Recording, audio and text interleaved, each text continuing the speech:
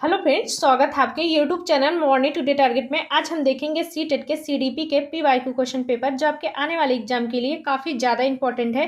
देखिए, जितने भी सीडीपी के पीवाईक्यू क्वेश्चन पूछे गए हैं सभी आपको कराने वाले हैं, तो चैनल को सब्सक्राइब कर लीजिएगा, जिससे जो भी मेरी क्लासेस होगी सभी क्लासेस आपको प्रॉपर तरीके से मिलती रहेगी। देखिए, अगर आप पेपर 2 की तैयारी कर रहे हैं, उसके लिए एसएसटी की मेरी डेली क्लासेस चल रही हैं, तो एसएसटी के जितने भी पीवाईक्यू क्वेश्चन पूछे गए हैं सभी आपको करवा रहे हैं, तो प्लेलिस्ट में जाके जरूर देखिए डेली क्लासेस आपकी एसएसटी और सीडीपी की चल रही है, तो चैनल को सब्सक्राइब कर लीजिएगा, जिससे जो भी मेरी क्लासेस होगी प्रॉपर तरीके से आपको मिलती रहेगी। तो चलते हैं क्वेश्चन पे। और देखिए, आपके एग्जाम में बिल्कुल भी टाइम नहीं है, तो जितना हो सके क्वेश्चन प्रैक्टिस कीजिए, और जितने भी मैं पीवाईक्यू क्वेश्चन करवा रही हूँ सभी क्लासेस जरूर देखिए। तो चलते हैं क्वेश्चन पे। और देखिए, क्लास शुरू करने से पहले आप लोग लाइक शेयर जरूर कर दीजिएगा। आप लोग क्लास देख लेते हैं पर लाइक शेयर नहीं करते हैं, तो आप लोग एक लाइक जरूर कर दिया करिए। तो चलते हैं क्वेश्चन पे। पहला है, लेव वाइगोत्स्की के अनुसार संज्ञानात्मक विकास के मायने क्या हैं? तो लेव वाइगोत्स्की के अनुसार संज्ञानात्मक विकास के क्या मायने हैं? तो वह हो जाएगा, यहाँ पे इसका सेकेंड ऑप्शन सही हो जाएगा, मनोवैज्ञानिक उपकरणों के उपयोग में महारत हासिल करना। तो यहाँ पे इसका सेकेंड ऑप्शन बिल्कुल सही हो जाएगा। देखिए, वाइगोत्स्की का मानना था कि बच्चे सांस्कृतिक उपकरणों से अपने ज्ञान का निर्माण करते हैं, तो यहाँ पे इसका सेकेंड ऑप्शन बिल्कुल सही हो जाएगा। नेक्स्ट क्वेश्चन है, हार्वर्ड गार्डनर ने प्रस्तावित किया कि बुद्धि कैसी होती है? तो हार्वर्ड गार्डनर ने प्रस्तावित किया था कि बुद्धि को अलग अलग प्रकार से विभाजित किया जा सकता है, तो यहाँ पे इसका फर्स्ट आंसर बिल्कुल सही हो जाएगा। देखिए, हार्वर्ड गार्डनर के अनुसार प्रत्येक व्यक्तियों में बुद्धि अलग अलग प्रकार की पाई जाती है, तो यहाँ पे इसका फर्स्ट आंसर बिल्कुल सही हो जाएगा। नेक्स्ट क्वेश्चन है, निम्नलिखित में से कौन सी शैक्षणिक पद्धतियां शिक्षण अधिगम प्रक्रिया में सकारात्मक योगदान नहीं देती हैं? तो वह हो जाएगा, इसका फोर आंसर सही हो जाएगा, परीक्षा केंद्रित कठोर शिक्षण रणनीतियां, जो आपका सकारात्मक योगदान नहीं देती हैं। देखिए, परीक्षा केंद्रित कठोर शिक्षण यह बच्चों के अधिगम में बाधा डालता है, यह रटने पर जोर देती है, जो सकारात्मक योगदान नहीं देती है। तो आपका यहाँ पे फोर आंसर सही हो जाएगा, जो गलत पूछा है।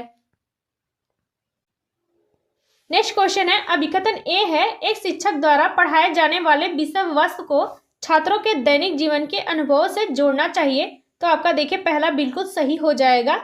तर्क है, बच्चे स्कूल में जीवन के बहुत से महत्वपूर्ण अनुभव लेकर आते हैं, जिस पर शिक्षिका को ध्यान देना चाहिए। तो आपका बिल्कुल सही हो जाएगा। देखिए, यहाँ पे ए आर दोनों सही हो जाएगा, आर सही व्याख्या करता है ए की, तो यहाँ पे इसका फर्स्ट आंसर बिल्कुल सही हो जाएगा।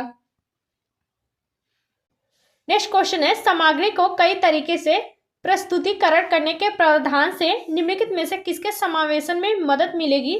तो पहला है श्रवण बाधिता छात्र के, दूसरा है दृष्टि बाधिता छात्र के, तीसरा है अधिगम कठिनाई छात्र के, और चौथा आंसर हो जाएगा गतिमान दिव्यांगता वाले छात्र में। तो यहाँ पे इसका राइट आंसर फोर आंसर सही हो जाएगा। देखिए, सभी यहाँ पे सही हो जाएगा।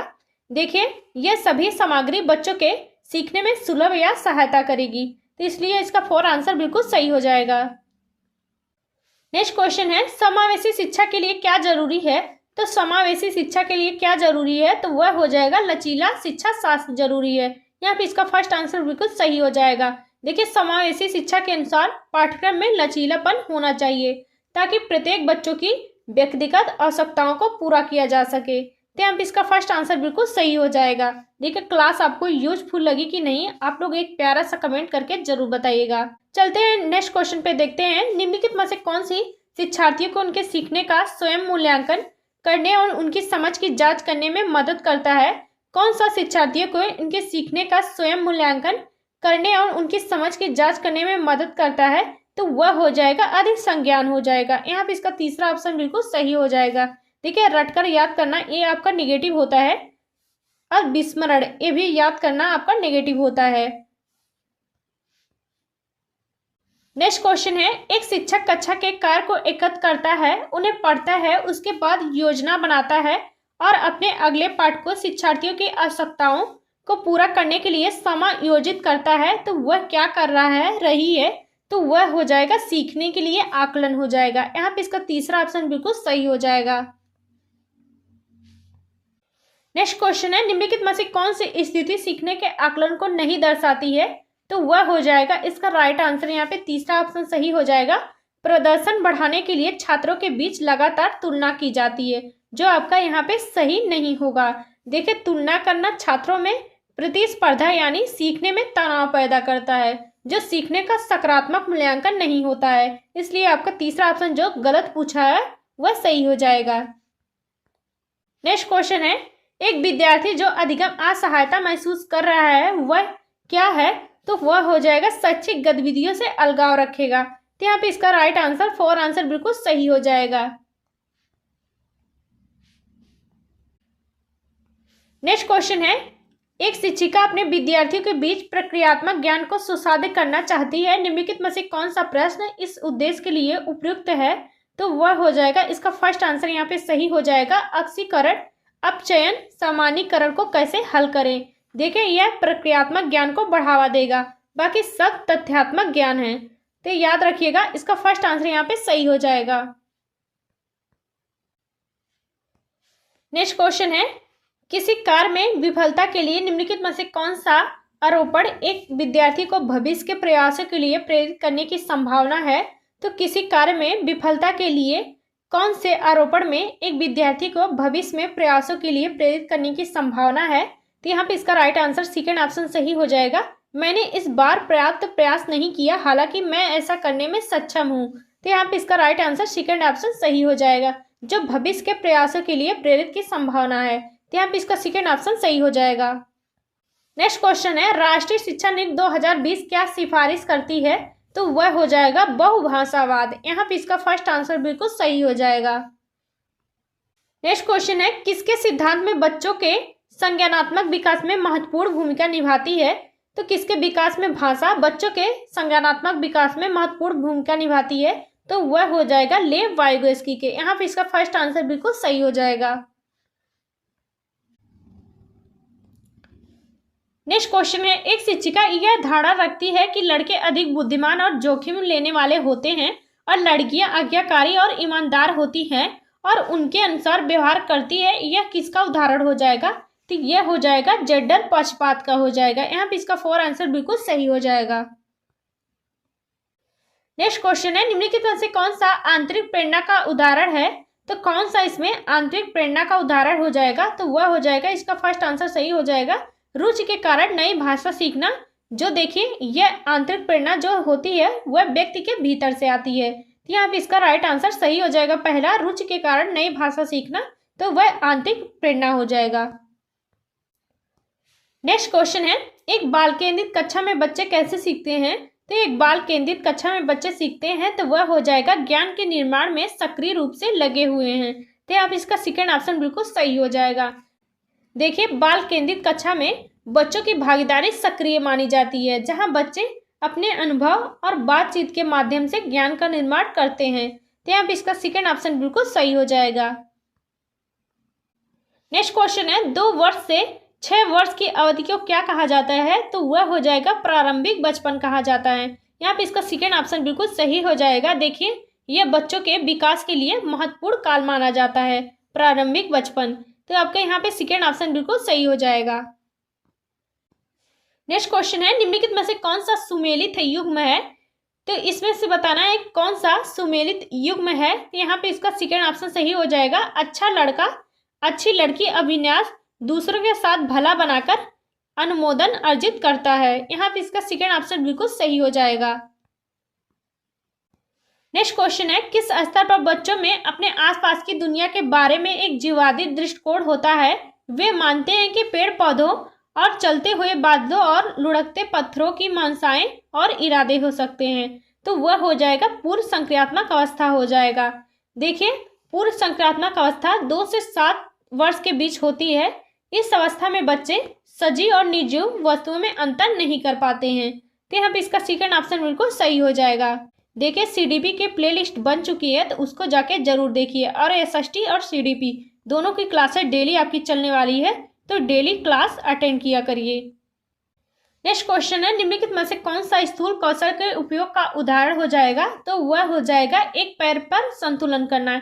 यहाँ पे इसका फर्स्ट आंसर सही हो जाएगा। देखिए, स्थूलगामक कौशल में बड़ी मांसपेशियों का उपयोग होता है, जैसे चलना, दौड़ना, खड़े होना जैसे गतिविधियां शामिल होती हैं। देखिए, एक मटर को उंगलियों से दबाना, किताब के पन्ने पलटना और पेंसिल पकड़ना, ये सभी आपका सूक्ष्म गतिक कौशल के अंतर्गत आ जाएगा, जिसमें देखिए छोटी मांसपेशियों का प्रयोग होता है सूक्ष्म गतिक कौशल में। देखिए स्थूल गामक कौशल में आपके बड़ी मांसपेशियों का प्रयोग होता है। नेक्स्ट क्वेश्चन है, अभिकथन ए है, शहरों में बच्चों का बहुत सारा खेल उन रियलिटी टीवी शो पर आधारित होता है जो वे देखते हैं। तो आपका पहला बिल्कुल सही हो जाएगा। कारण है, इन दिनों में परिवार और साथियों के अलावा मीडिया बच्चों के सामाजिकरण का एक महत्वपूर्ण हिस्सा है। देखिए आपका राइट आंसर सही हो जाएगा। ए आर दोनों सही हो जाएगा। आर सही व्याख्या करता है ए की। यहाँ पे इसका फर्स्ट आंसर बिल्कुल सही हो जाएगा। नेक्स्ट क्वेश्चन है, अधिगम को प्रभावित करने वाला निम्नलिखित में से कौन सा कारक पर्यावरणीय कारक है? तो वह हो जाएगा विद्यालय हो जाएगा। यहाँ पे इसका फोर आंसर बिल्कुल सही हो जाएगा। नेक्स्ट क्वेश्चन है, पियाजे द्वारा अधिगम को सुगम बनाने के लिए निम्नलिखित में से कौन से कारक महत्वपूर्ण माने जाते हैं? पहला है शिक्षा की गतिशीलता, आपका बिल्कुल सही हो जाएगा पहला।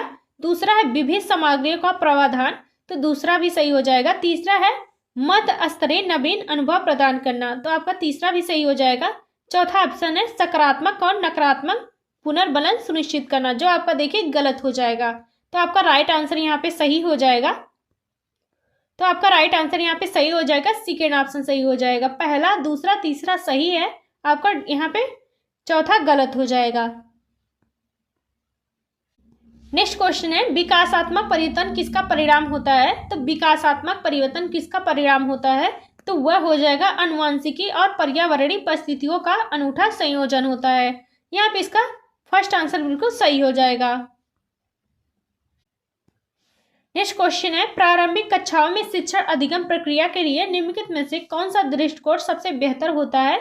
तो वह हो जाएगा करके सीखना। यहाँ पे इसका सेकेंड ऑप्शन बिल्कुल सही हो जाएगा। देखिए प्रारंभिक कक्षाओं में करके सीखना अधिगम प्रक्रिया के लिए सबसे बेहतर माना जाता है।